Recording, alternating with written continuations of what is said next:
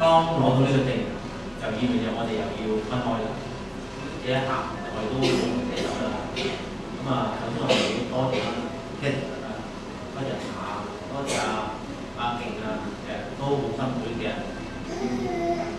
其實我哋學經學都不斷喺度學，其實我哋嘅內功係不斷沉澱嘅，越來越深厚。但係我啲內功點發揮出嚟嘅？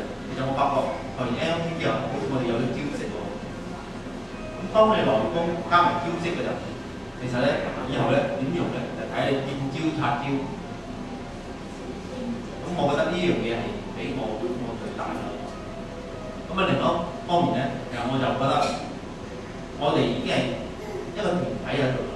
咁希望啊呢個團體繼續按我哋活學社嗰種宗旨，幾達大，幾達人，幾達大人呢種宗旨，不斷擴大我呢個團體嘅。就我哋和諧係由呢度開始，不斷擴大。我又希望多新嘅學員或者多啲朋友好入場啊、江啊，你希望你多啲同佢哋聯繫，多啲不擴大我哋嘅圈子。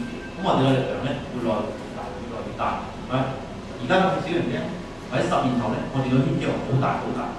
加上我哋嘅又有內功，又有招式，咁我哋真係好無敵。希望我哋好快見到嗰日，我講嘅係咁。